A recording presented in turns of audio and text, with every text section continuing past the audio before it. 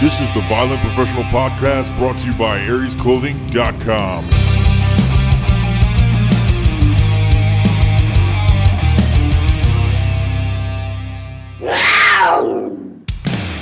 Aries Gun Team Takeover. Oh yeah, that sounds good. All right, hey, it's JR here from the Aries Gun Team. I got BB with me on this podcast as well as Ian, all the way out on the East Coast.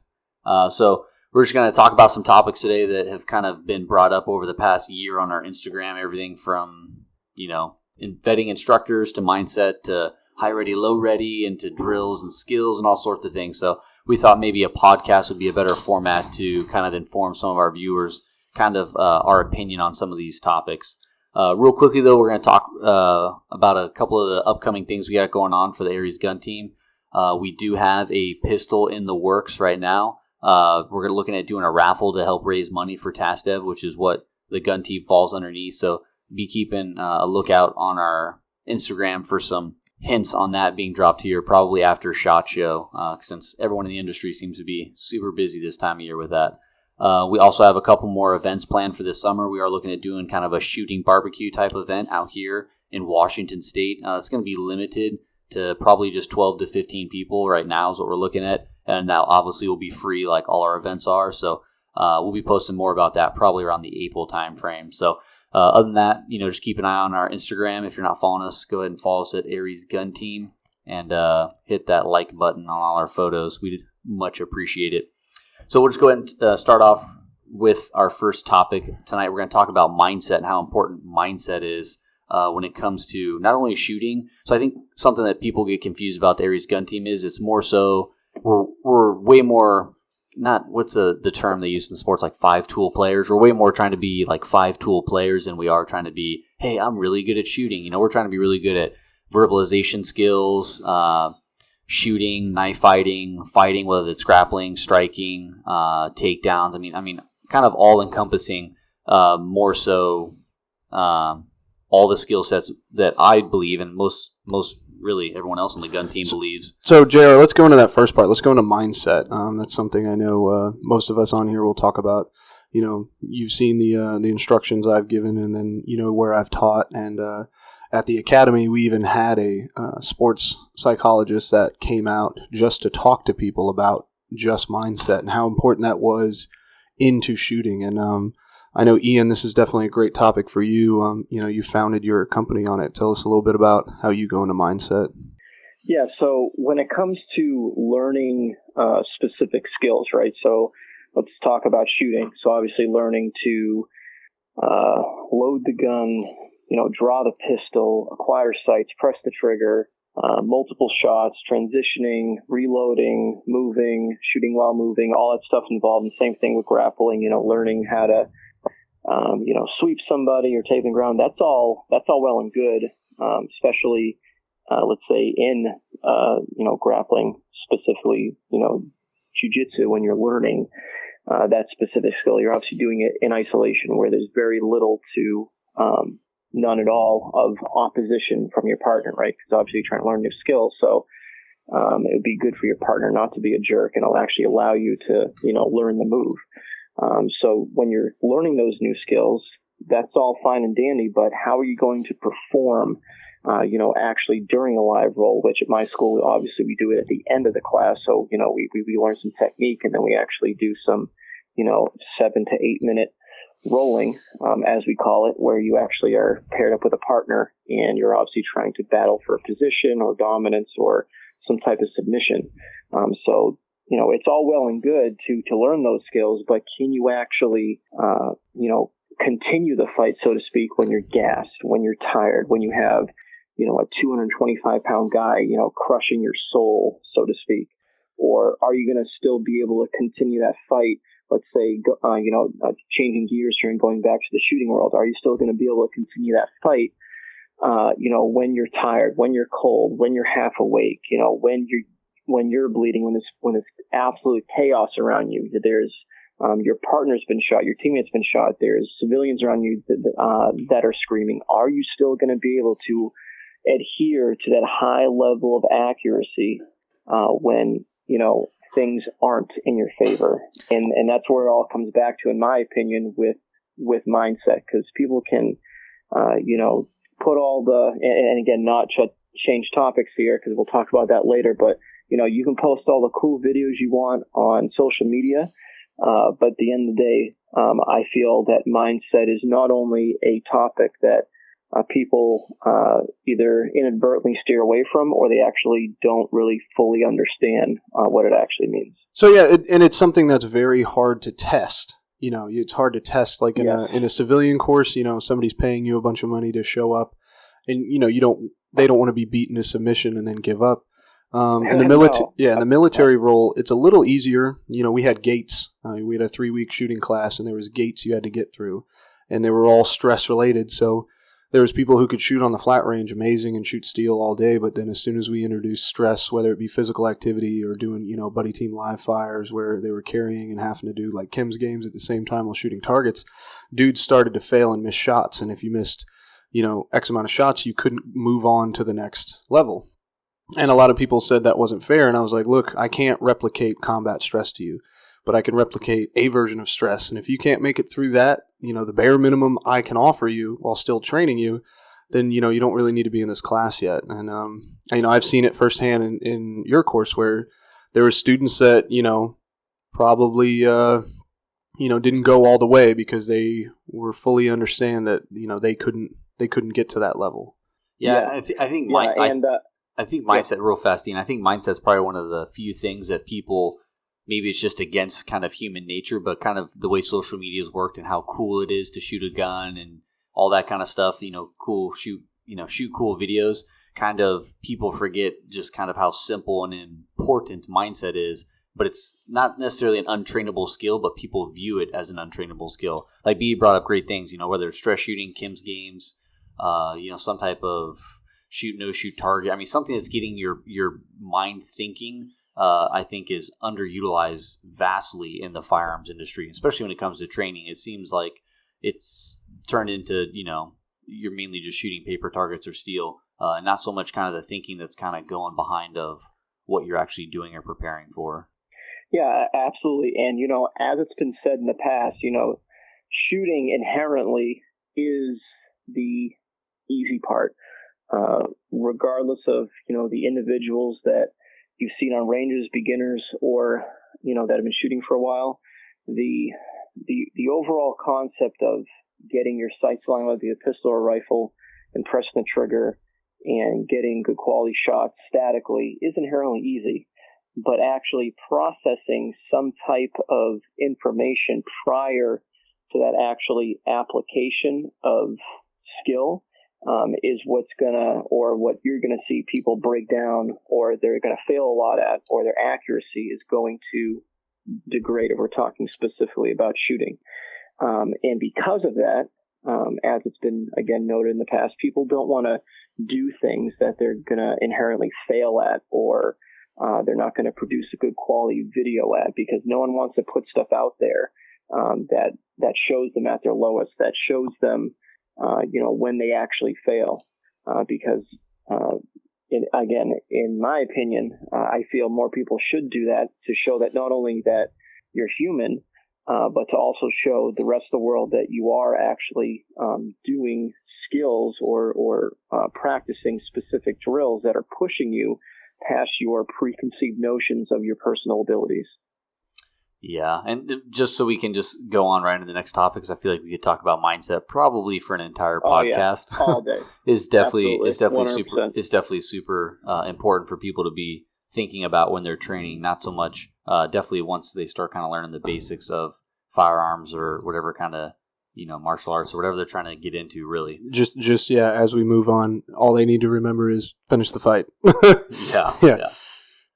Ian, so you just want to jump right into verbalization skill works. I know that's again more of like something up your alley. Yeah. So this would be more specific to I guess any. I'm not saying it wouldn't really have any application inside the military, but this is more for Rod, up your end with law enforcement or just the average legal law abiding citizen that happens to conceal carry. or maybe isn't even concealed carry and just wants a better idea of how to actually interact with people that they may come across in their day-to-day life. And I feel that, again, this is another hugely missed concept within the self-defense community, whether we're talking about, some type of martial art or even the firearms.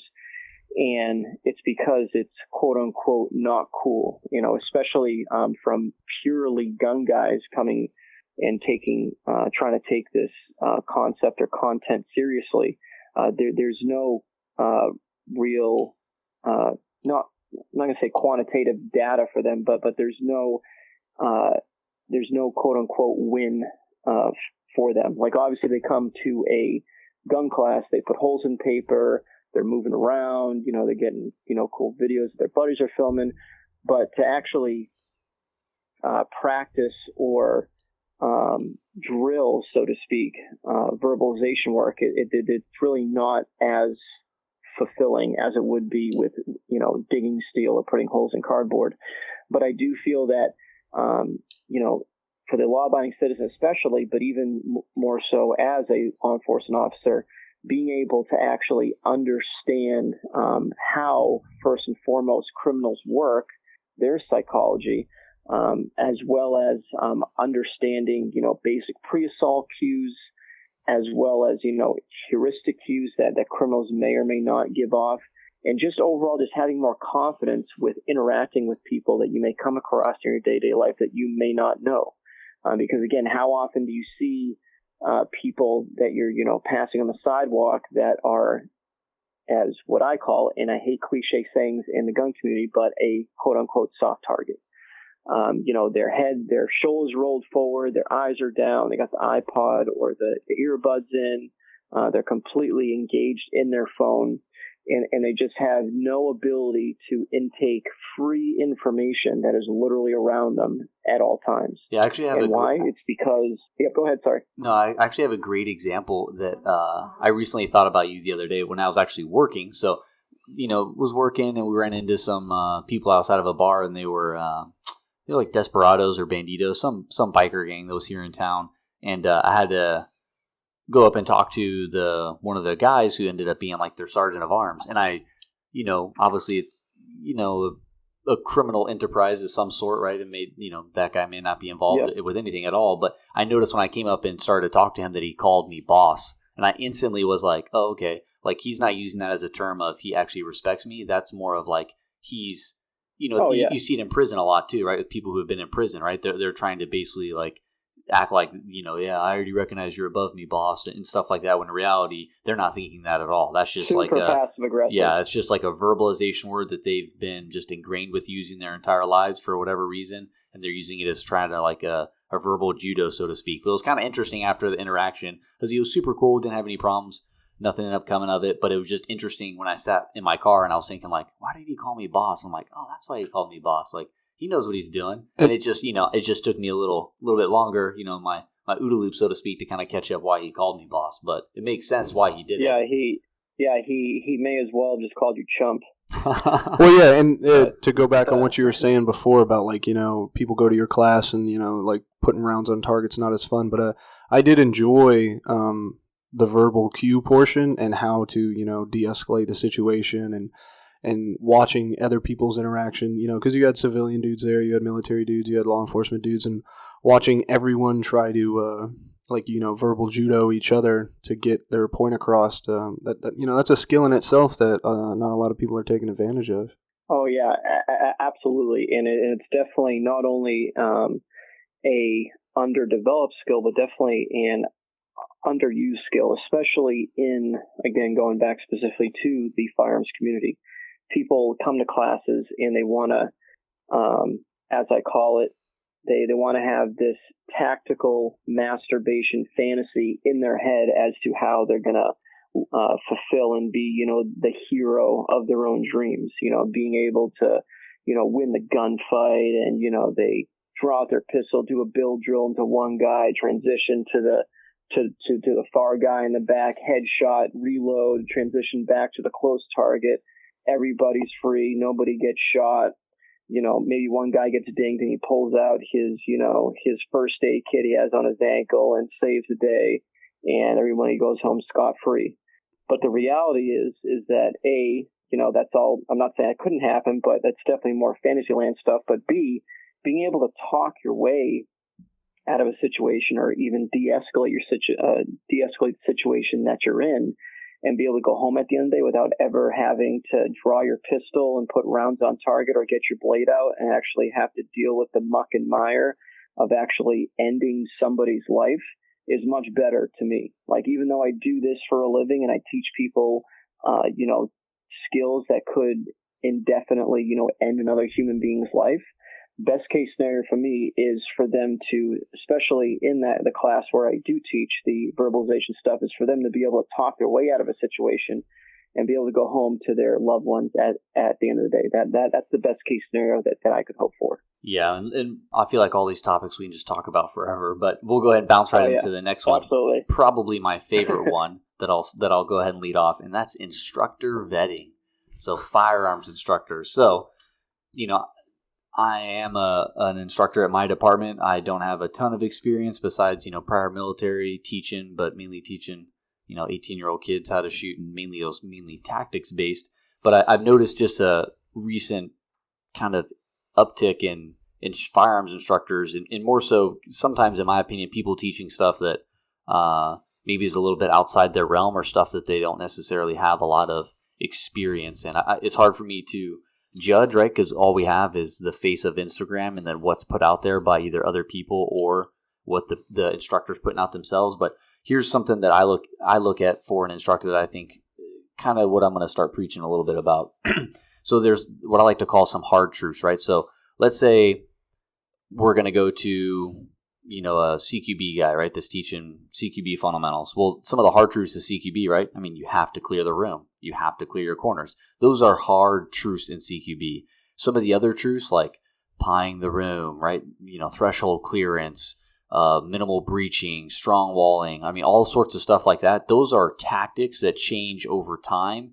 And over the past 15 years, especially in the military community and in law enforcement, I mean, they have changed so drastically that you can't even keep up. I mean, we know, Ian, when we were talking to Teddy, I mean, he, just his couple past years in CQB, I mean, it's changed a couple different times, he said. And I've seen that change just from when I was a private in the 82nd to, now being a cop. And so when you look at instructors, you have to look at, okay, how is this person still relevant, right? So I'm just going to use examples right off the top of my head, but let's say, hey, I was a CAG dude for 25 years, and let's say 20 years later, I'm a firearms instructor teaching CQB, right? Like, now, are there hard truths that you can learn from that person? Sure, right? But besides the very hard truths or the basic fundamentals of CQB, like the tactics, you can't really say that they're vetted anymore because stuff changes. And so something that I've seen a lot of recently with instructors is, I don't want to go to somebody who did it 15 years ago in, what was 15 years ago? Man, I was like the beginning of GWAT. Yeah. I'm like, wow, okay, let me go a little further back. So no, you bring up a great topic, and that's something I know me and JR have talked a lot about, JR being a firearms instructor at his department, and then me just leaving the military as a firearms instructor in the military, and now as a firearms instructor for a gun company. It's how are you still relevant? Like, a lot of people, like JR says one time, like, just because you're a cop or just because you're in the military doesn't mean you're a firearms instructor.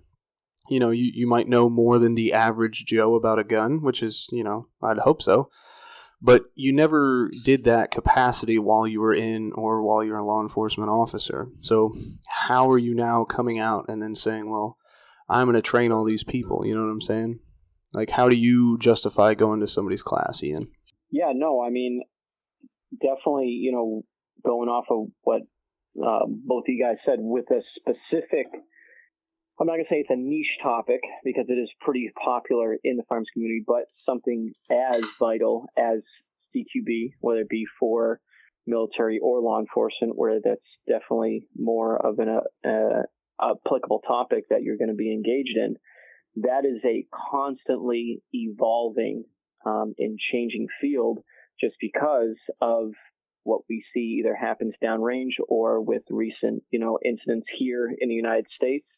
There's no point in sticking to a certain dogma if we figured out through lessons learned that it didn't work. So again, going right off of what JR said, there's really no point per se to take quote unquote advanced, or high threat CQB from somebody who's been out the game, for, I would say, even 5 years. Like, a lot can change in even 5 years. So even taking extremes, I'd imagine how much can change in 20 years.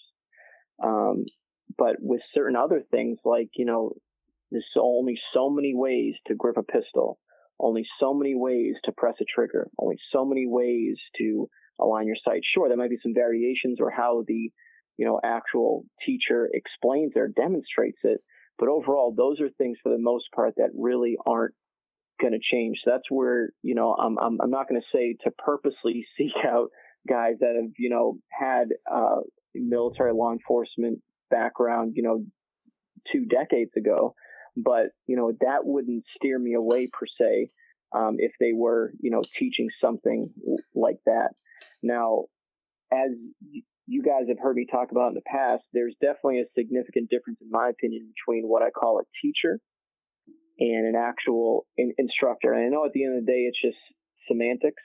But for me, if somebody is paying good quality money to not only come to my class, take the drives, possibly stay over at a hotel, pay, the actual tuition for the course, the ammo, so forth and so on, taking time out of work, their family, then there's literally no reason for you not to give 110% if you're there giving them life or death skills. And I've seen in the past where people or the quote unquote instructor is a shit hot shooter, right? Like, they are definitely way better shooter than I am. But when it comes to actually explaining and breaking down the drill, not only just for the overall students, but being able to pick apart each individual student, that's where you see the huge gap.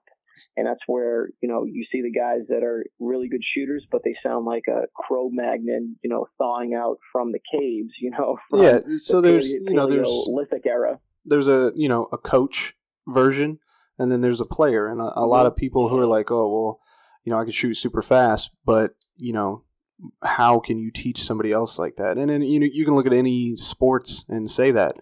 Can Bill Belichick fucking Absolutely. throw a touchdown? Probably not, but that motherfucker can coach, right? So it's the same concept. Yeah. And I think a lot of people in the gun industry are forgetting that.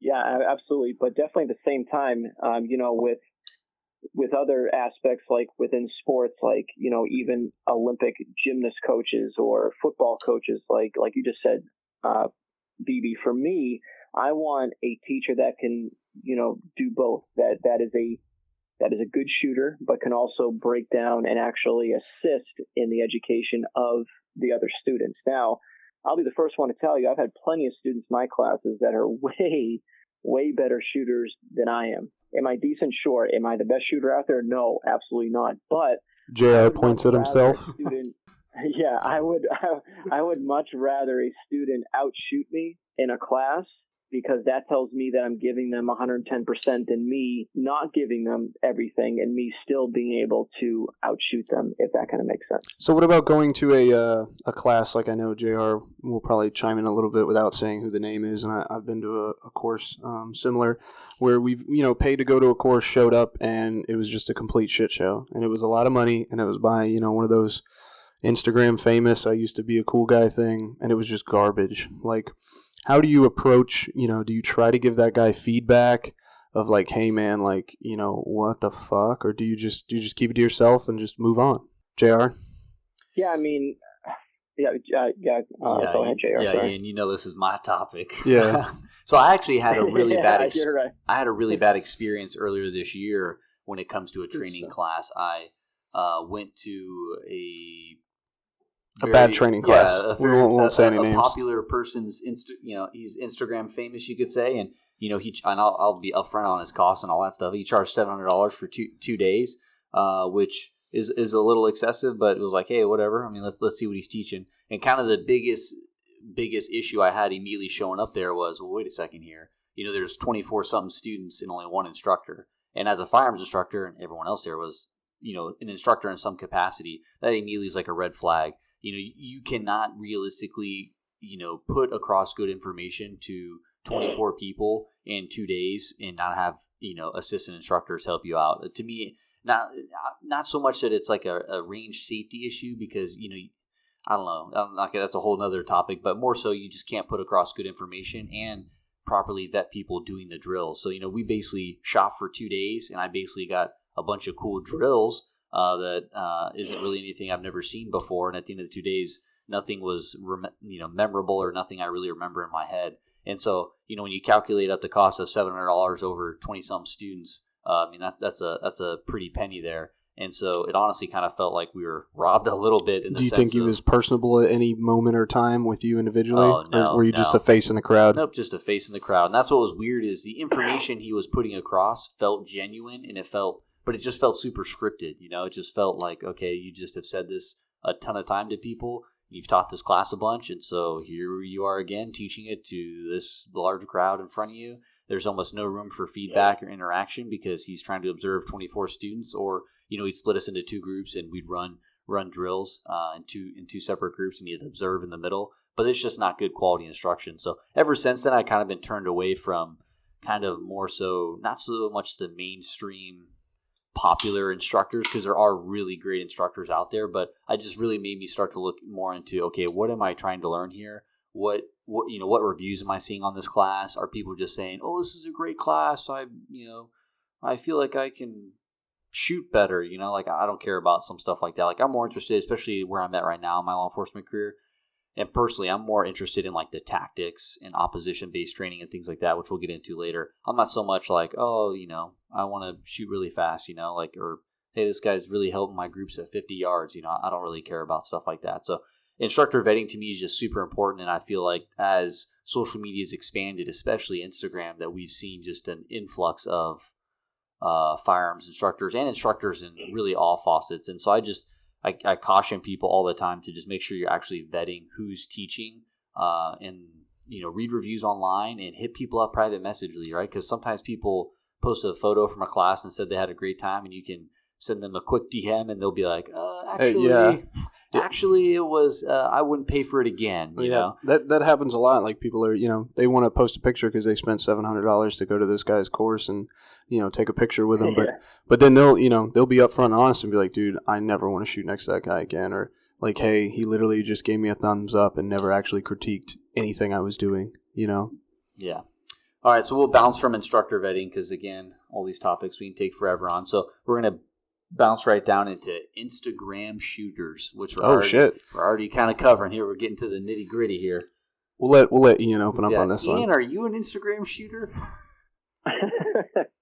Well, I guess seeing that I have my company on Instagram, I guess that would make me an Instagram shooter. Yeah. So here's why I wanted to bring up this topic is, we get people asking the gun team questions about certain shooters and what we think of them or, whatever. And like I kind of mentioned earlier, it's very hard to get somebody's it's very hard if you don't know if it's somebody's persona, like it's somebody's Instagram front, right? Like it's almost like a character for them, and then who they are as a person, right? So I can't, give a good, accurate assessment and be like, hey, this person's a tool or this person's a jerk, right? Unless I've actually met them and worked with them, maybe on a personal level or been at the range with them and they were like a jerk to me, right? Even a one-time experience they could have just been having a bad day, right? I got bad days. So it's hard for me personally to say, hey, people like this stink or whatever. A good one I'll bring up, and I don't mind naming him at all because I'm not saying anything bad, but so like let's say, for instance, Lucas from T-Rex Arms, right? A lot of people know who that guy is. Mr. Boken? Yeah, Mr. Boken. Phenomenal shooter, right? Nothing against what he does, right? And I like that he talks about, hey, I'm wearing a plate carrier and nods and shoot all these rifles and all these pistols because this is America. And I believe in the Second Amendment, like till the day I die. I appreciate and value his stance on that. Like he's not trying to be something he's not. He's always said, adamantly, hey, I'm not in the military or law enforcement, never have been, all that kind of stuff. And so I don't mind. Like people like, oh, what do you think about him? Like, I mean, sure, there's maybe personal things like I don't agree with, but overall, it's like, yeah, I don't really have any problems with him, quote unquote, posting videos on Instagram of him shooting. Not really an issue.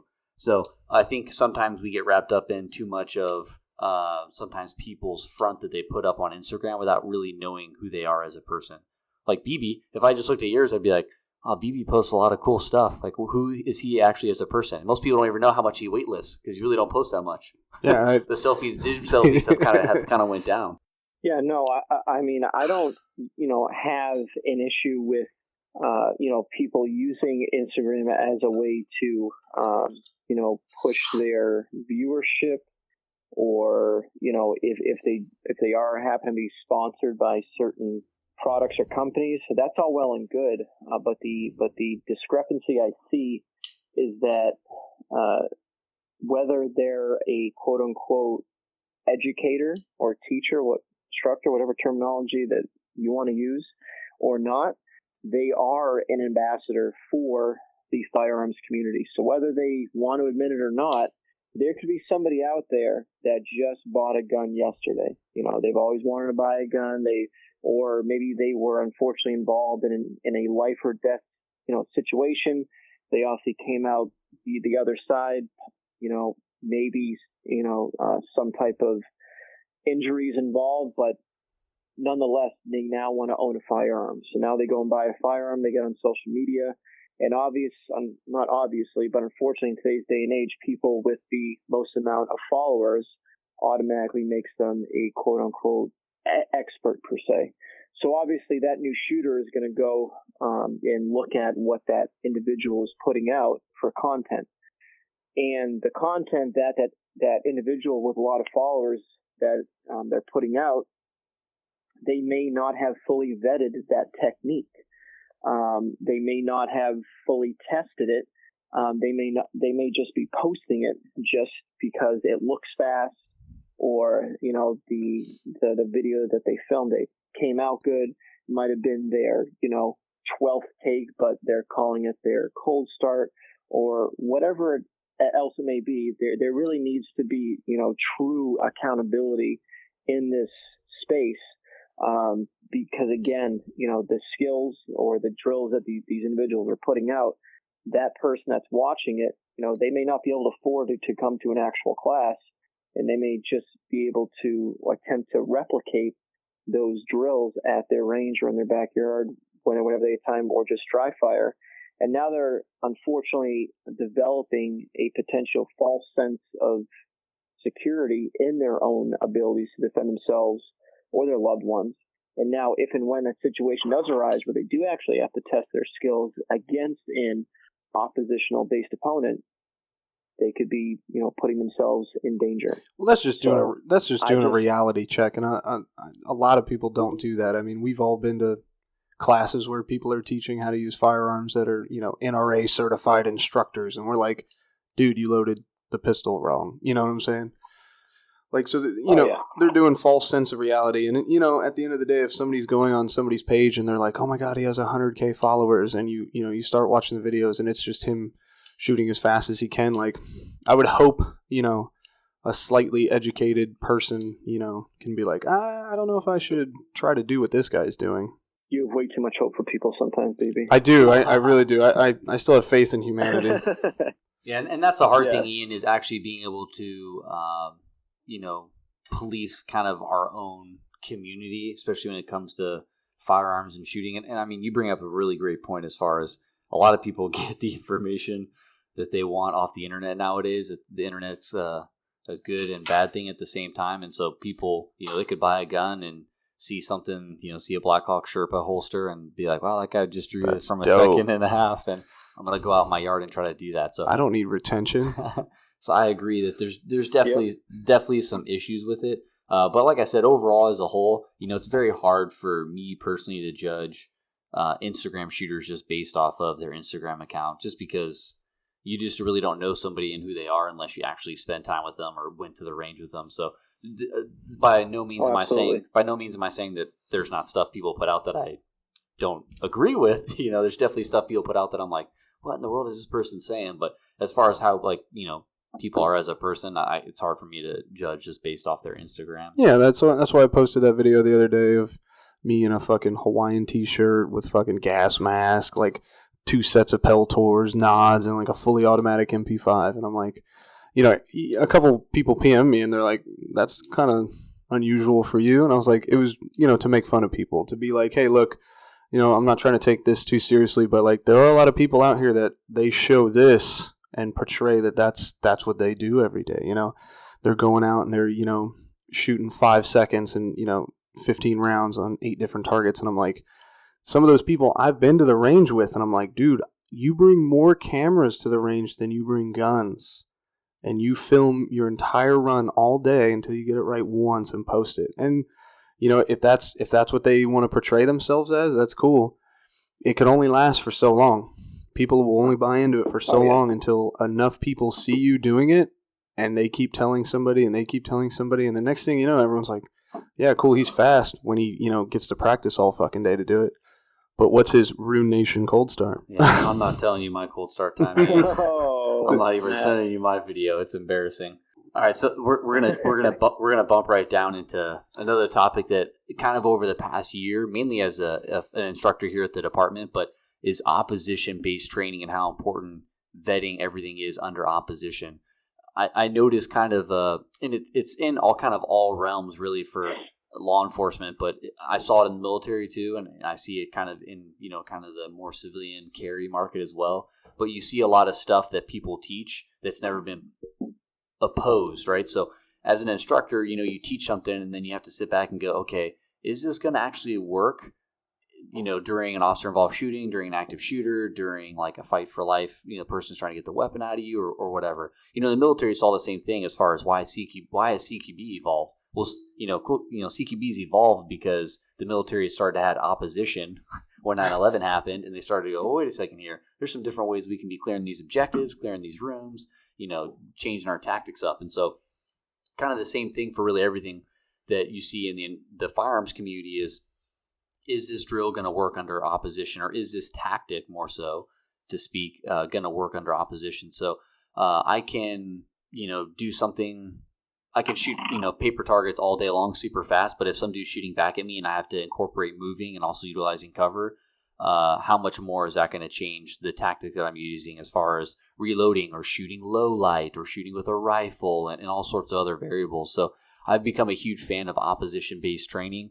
And luckily being in law enforcement, we have Sims guns, so we can actually vet a lot of stuff we're teaching. And it's good for me as an instructor too, because I can see like, okay, we had a training day a few months ago where a lot of other officers were hitting low on the suspect when they had to use lethal force on them. And it's like, why are they hitting them like waist down on all their rounds? And it's because they're looking over their sights, right? They're shooting iron sight guns, and they're not bringing the gun up to their head. They're just seeing the threat, and they're just blazing rounds up on the person as their gun's coming up, right? Super common actually for officers to do that, especially if they aren't doing opposition-based training a lot, right? Because when I shoot a drill on the range, my paper is just standing there, right? My steel is just standing there. I mean, there's no sort of threat. There's no adrenaline dump. There's no nothing. But when you add a guy running at you with another sim gun or a fake knife or what have you, and you're trying to clear your holster with this sim gun, your level 3 duty holster, it's going to up the ante a little bit. And so I think it was good for me as an instructor to see like, okay,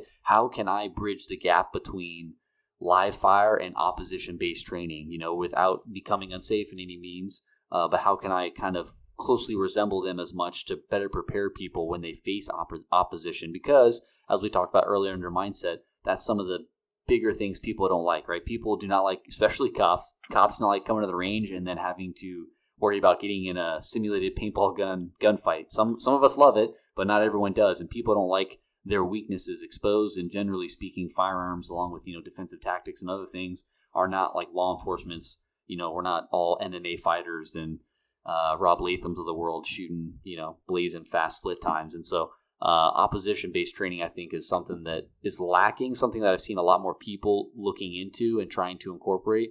I don't really know, Ian, if I don't remember in your pistol or rifle if you had it. It's kind of hard without sims.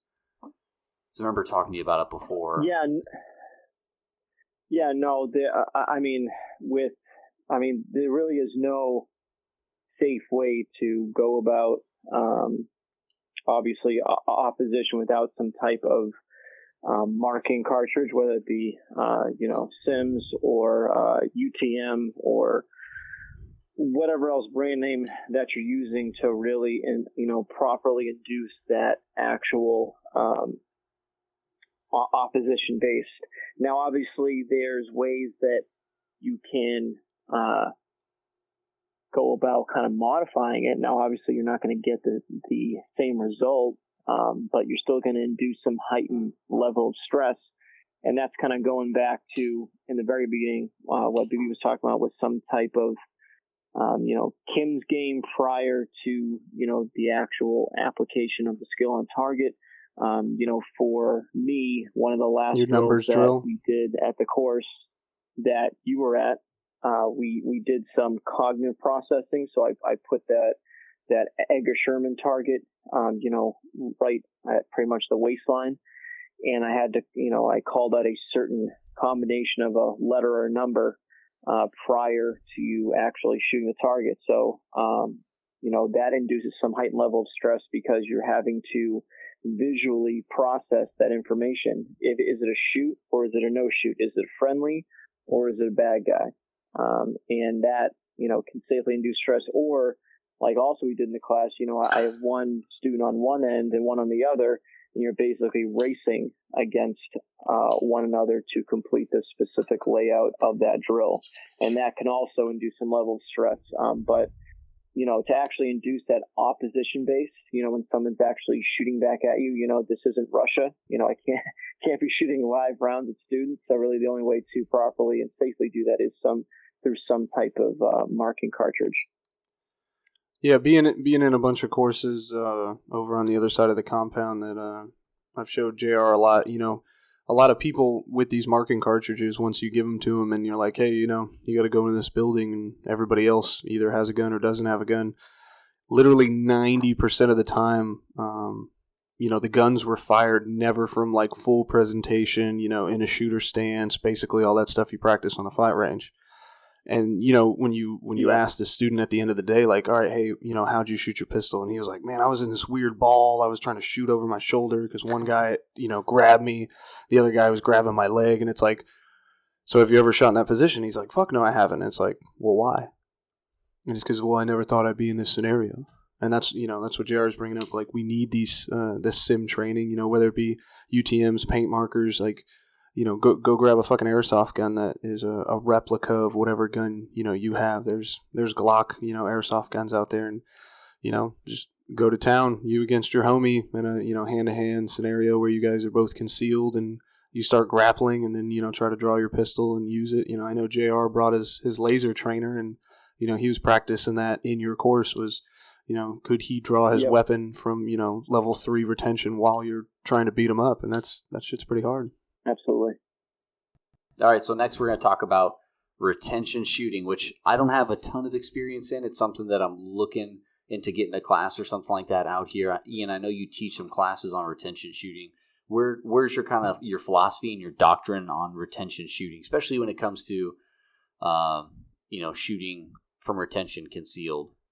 Okay, first off, I'm just going to preface this with just the amount of cognitive dissonance that there is in the actual firearms community as to what people believe will work because of what they've just read or what they've just seen from somebody else is just astounding, just absolutely insane, especially when it comes to such a niche topic as retention shooting. Like when it comes to retention shooting overall, like that's like the absolute worst situation that you can be in with your pistol. For whatever reason, you're on the defense, person closed the gap, through a haymaker, whatever the scenario is in your head, regardless, you're now in some type of entanglement with another human being. And now you've decided in the option as presented itself to draw your pistol. And this is where, like I said, I see a lot of stuff on social media where people are presenting techniques or procedures that they're doing because it looks aesthetically pleasing versus what will actually work when you have somebody trying to pound your face in. And I was originally introduced, this side of shooting and this specific technique by a good friend and mentor of mine, Craig Douglas of Shivworks, back, I think it was in 2013, and or it was 2012. But either way, his terminology he uses for the specific technique of retention shooting with pistols, what he calls the thumb pectoral index, or the TPI, as it's more well known. And this is just a specific way of looking at how to manipulate your pistol in a position that you can effectively get rounds on target in a consistent manner from what's known as a kinesthetically aligned position. So obviously when you're shooting from retention with your pistol, you don't have the option or the availability for a traditional notch or blade or dot setup with your sights. You're having to rely on feel by hopefully consistent practice of when you pull this pistol back to this position, you know that it's in a good position to start breaking rounds at. And instead, I see people, again, with the infamous rubber dummies or the cardboard of them just, doing the one-armed palm heel strike to the face, then they back up, they rock back on their heels, and they start shooting the target. Now, that doesn't work. If you try to do that, no. If you try to do that to a dude, I'm sure that JR can attest to this. If you're trying to do this to a dude that's 225 pounds, not only 225 pounds, but also let's say he's on some type of hallucinogenic, let's say PCP for sure. I just put a video out on this a couple days ago of actually a bunch of cops getting into a fight with one individual that was definitely on some type of. They kept trying to smack him with a baton, and it wasn't doing anything. They were tasing him. They hit him right in the back of the dome with a baton. No, nothing. Didn't even phase them. So to think that you're going to be able to effectively cause some type of injury to this guy by hitting him with your palm and then rocking back on your heel and getting out of posture is just absurd. Like, first and foremost, that's just absurd. And that's, in my opinion, from people that have never been punched in the face ever in their life. It's because they've never been training under opposition. And I've seen it too. Absolutely. There's a common, it's taught out here a lot too. It's called the G-Rap technique. It's named after a guy. And some pretty, I've been to a class where I've learned some of the fundamentals of retention shooting. But kind of the issue that I've always had with it is, well, there's no data of anybody ever doing it like this. So, am I going to remember in the heat of the moment to do this? I mean, most likely not. And again, like you kind of talked about, I mean, if it's opposed and the person definitely is a bigger person, you're going to have a tough time trying to do any kind of driving back on them while drawing your gun at the same time. It's just not realistic. So it's definitely one of the classes or topics or things I want to look more into in 2019, because it's something that I think I know at least I'm lacking in, as well as people in my department. Because as a firearms instructor, I mean, I have to train it, and I already know it's something that I lack in, that I need to kind of get some more information on, so I can make sure I'm putting out some good stuff. So, well, that'll come into the. Well, I mean, yeah. Go ahead, Ian. Yep. Sorry. Go ahead. Well, that'll come into the. I oh damn, we're doing this. We're doing this awkward. Go ahead. All right, so that'll come into what we're talking about earlier, where it's not just shooting. It's also physical fitness and fighting. Something we were taught on the other side of the fence was it's just like jiu-jitsu, position before submission. Get the position before you draw your pistol. You know what I'm saying? Don't just pull that pistol prematurely or while entangled, because as you've seen in Ian's class, how many people got their weapon overturned on them?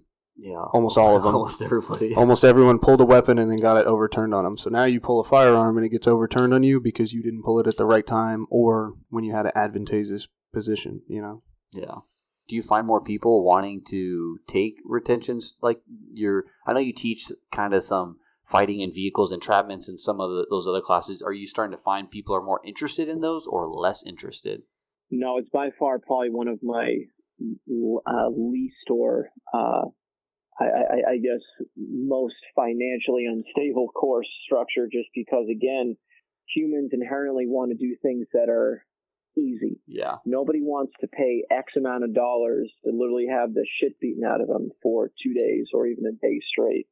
And going back to what B was talking about, absolutely. You want to get to a quality position, okay, or break their posture first to get to a better position in order, to get some type of control. And I feel like, again, because humans want to go the easy route, they want to rush for the tool they have on them, whether it be a knife, impact weapon, a firearm, whatever it is. They want to rush to that because it's, in their mind, the easy solution. When, if anything, that's the last thing you should do immediately when in entanglement. You need to secure that position, okay, get to some type of, position on them that you're able to freely clear your cover garment, your duty holster, whatever it is, to properly access that tool and then get into play. And, as you two saw in the course I taught, so many people just rush immediately for the blade, and then it gets stripped away from them, or now they're in a fight over getting control over the knife back.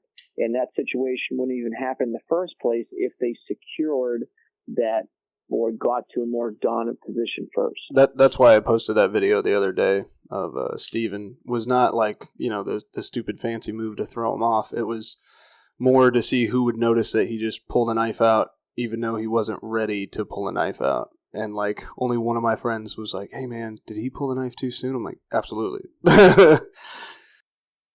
We'll go into our last few topics before we close this podcast out. Probably the two most controversial topics that we've brought up, and one of them just recently and the other one probably just a couple months ago, but seems to get the most debate in the firearms community, especially in the Instagram shooter instructor community. So first one we're going to talk about is following the threat to the ground. So I'll start off, and then BB and Ian, you can wrap it up, and everyone just give their thoughts on it. So my 2 cents on it, for what it's worth, is I think it's kind of a weird spot to put yourself in to follow the threat to the ground, and here's why. So I'm training law enforcement officers, and obviously following the threat to the ground. Now, is that something that realistically could happen? Yes. Is it something I can realistically replicate on the range? Not really. I don't have drop targets, so for me to have my guys, let's say, get up on the 5 or 7 yard line and shoot repetitively at a piece of cardboard or a paper target that's a threat, right? And then, hey, shoot 4 rounds and then follow it to the ground. It's putting them in the kind of that mental mindset that the person's always going to fall to the ground, or they shoot X number of rounds and the person's going to fall. So it's just not something that I think is super realistic for us to train on.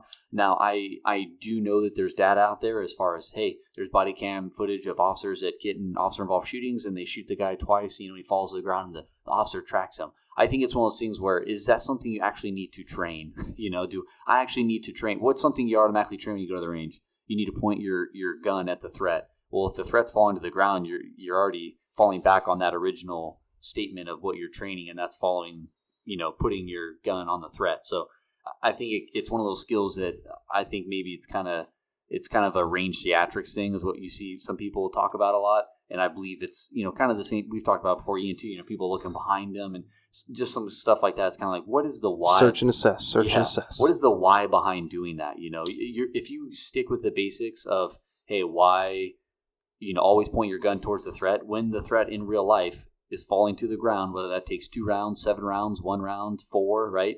No rounds, right? You are going, they trip and fall. You are going to still track the threat to the ground. I think you kind of build some, I don't know necessarily if it's the right word, but some bad motor programming by incorporating drills where you're having guys, shoot rounds and then track their gun to the ground when the target or the threat is still up in front of them in their vision.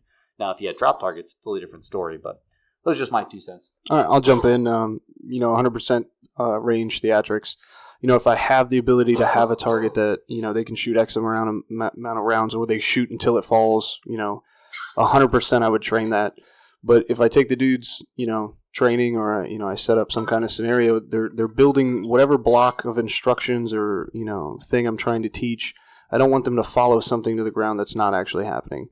So, what me and JR were talking about earlier was like how you search bodies. That's a thing you practice. It's a skill that you practice. The same thing with like following to the ground. It's a separate entity that you practice later. Now, if you want to add sims or UTM rounds or airsoft, and you want to take turns shooting at each other and falling different ways, that's on you. But I really think it's just range theatrics of people falling to the ground, and then that search and assess thing that we constantly see. Yeah, no, I definitely feel like it's like anything else. it's situational dependent on what, the actual target is doing at that point in time. And I feel like it's one of those topics where it's similar to when people say you should never look at your gun when you reload, or you should always look at your gun when you reload. Now, obviously, through multiple quality reps, you should, in theory, be able to, put a magazine into a magazine well without looking. Okay, now obviously if the time permits it, not the time, but we'll say or the environment that you're in permits it, i.e. it's daylight out, then yeah, look at the gun. It's not that big of a deal. Now obviously if it's no light, low light, you're not going to have that opportunity. And I feel like people are like, well, if you only practice, looking at your gun, what's going to happen, when it's a no light or low light situation. If you can't define the difference between a lit room, okay, or a lit situation, or a no light or low light situation, then you probably shouldn't be owning or carrying a gun in the first place. And it's the same thing when people say, doing competition is going to set bad habits, if you carry defensively. And again, if you can't define the difference, between competition in a real life or death situation, then again, you probably shouldn't be carrying a gun.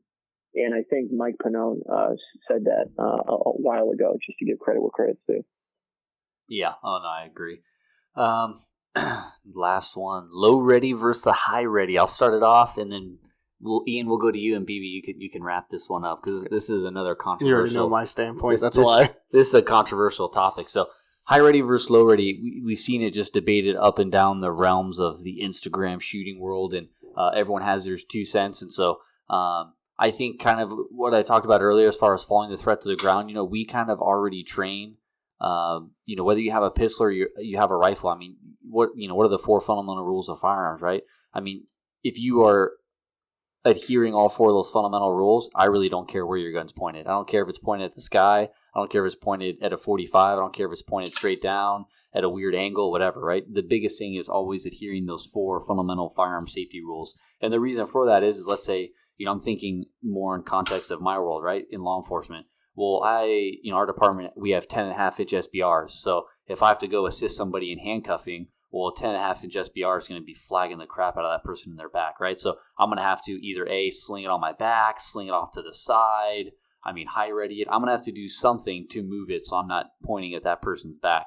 And so I think it's hard, again, kind of how, Ian, you kind of mentioned it, but it's hard to say, hey, I'll never do this. And I think it's easy if you are in a specific career field where you're only doing a certain tactic or technique. Like if I was on a full-time SWAT team and no one does high ready on the SWAT team because they use this technique or whatever, it's a little bit different. But I would say for generally probably almost all people who carry firearms, it's not really something that they can predict the environment they're going to be in or the context of it. So again, as long as you follow those 4 fundamental firearm safety rules, I don't really care where your gun's pointed at. Ian? Yeah, so just like anything else, situational dependent, and I'm not saying that just to just have it as a cop out, but especially with ready positions, it's definitely dependent on the situation, the environment, the people that you're around, right? So for me, my preference is a low ready, stock over the shoulder. I can compress it. Now, again, if a situation presents itself, let's say, again, talking about legal law-abiding citizen, for whatever reason you have a rifle stage as your home defense tool of choice, you smoke the bad guy, and then, your loved one, or your child comes across that muzzle, it's going to be more efficient and safer for you to break that into a high ready, okay, obviously, because you bring that muzzle quick and up and out of the way without flagging that non-shoot. And again, let's say that if you're in the military law enforcement and you're in some type of riverine or water boat type unit, then obviously pointing the muzzle down at the actual boat you're in probably wouldn't be the best choice. And the opposite can be said, when I was in the military and our unit was the helo unit. So obviously it wouldn't make sense to point the muzzles up because that's where all the gearboxes is and that's where the rotor is. So we pointed our muzzles down the majority of the time. So again, it's difficult to say that I'm going to always have this ready position for every situation. You and I and everybody else don't have a magic crystal ball that we can, predict the situation or the environment of people that are going to be around us at all times. So being able to manipulate your rifle from those various positions is, going to set you up for success. And I can tell you from actually putting on a timer that low ready is going to be faster. Okay. Just because you're working with gravity, right? So you're bringing the stock from over your shoulder in your shoulder pocket. You're just dropping it in and working with gravity, while with high ready, you're working against gravity from underneath your shoulder or underneath your armpit to working that back up in your shoulder. So take it for what it's worth, practice both, and just being able to get good rounds on target at the end of the day. So mine would be more of a, you covered it all, like it's a, situational base, catch-all phrase in the Army, MET-TC, mission enemy time, terrain troops, considerations of battlefield, whatever's going on. But my big thing was between high ready and low ready. A lot of people are confusing it and throwing, depressed muzzle in there, and they think that's low ready, where, the gun's pretty much on target. Like if you, moved it just a little bit up, you'd be shooting the guy in the pelvis. But a lot of people are like, oh, this is low ready. Like, there's always going to be variations of low ready and always going to be variations of high ready. So I think people need to understand the differences between them and, what scenarios, like a few you mentioned, are going to be good for. Like I know me and JR, when we were in the service, a lot of people weren't allowed to do high ready because the shoot house, that's where all the Raptors were. And everyone who, had a couple rockers on wanted to watch. So we couldn't do high ready. Well, I go over to the other side of the fence where nobody sits in the fucking Raptors. They go in the room behind you to watch. All of a sudden, everyone's gun's at the high ready. If you're 3 and 4 man, those dudes were always high ready. Why? Step left, come up right, step right, come down. It was easier for them to come down than try to snake it through the hole. So 1 and 2 man were doing low ready. 3 and 4 were doing high ready. And I saw that, for years, 2015, 16, 17, 18, until I just recently got out. And this was all the way on the other side of the fence. Those dudes were practicing that. So to go from one end to the extreme to the other, you summed it up perfectly with, what is your mission? What is your, what's going on to you at that specific time that you need to choose between one or the other. And I think what the big debate is just people on Instagram saying, this is faster than that. And most of them are not even doing low ready. They're doing depressed muzzle, where they're literally just bringing the gun slightly down and looking over their sights. And they're like, yeah, I just shot that in .69. Well, no shit, your gun was already on target. And then you just fucking pulled the trigger. Yeah. So that's my take on it. JR, you got any follow-up after me and him? Nope. I mean, you guys pretty much said it all. I think we're all kind of on the same page There's definitely not one technique that rules them all. And I think hopefully as people, become more informed, hopefully, this is a wish, that people will suddenly start to realize that, hey, there's more than one way to do this, and there's more than one way to do it safe. My whole thing is, as long as you're, being safe and following the fundamental firearm safety rules and obeying those hard truths that we kind of talked about at the beginning of the podcast on whatever kind of your scenario or situation is, then there's really a bunch of different ways you can get the job done, as long as you get the job done, as long as you win the fight. It's really what it comes down to. So, all right, so we covered a lot of stuff tonight. We appreciate everyone tuning in, listening to this. You guys have any questions or anything, definitely feel free to DM the Aries Gun Team page. We'll always try to get back to you guys and answer you with our honest opinions. This is the wrap-up of the Aries Gun Team podcast. I'm going to go ahead and turn it over to Ian so he can tell you where to find him, what he's repping, and where he's going to be during SHOT Show Vegas. Sure, yeah, thanks, BB. So you guys can find me on pretty much on all social media platforms, Facebook, Instagram, Twitter. For Instagram, it's just going to be at Rune Nation LLC. Facebook will just be Rune Nation. And then Twitter should be, I think, about the same as well. My website is RuneNationLLC.com. Currently, I have all of my classes for 2019 up on the course calendar. I have about 26 classes scheduled so far for 2019, pretty much from the first weekend of February all the way into October. And again, if you have any questions about those days, feel free to hit me up either through the Aries Gun Team page or my own personal page. And as for SHOT Show, I will be out there pretty much the entire week at the Vertex booth, and we are booth 126.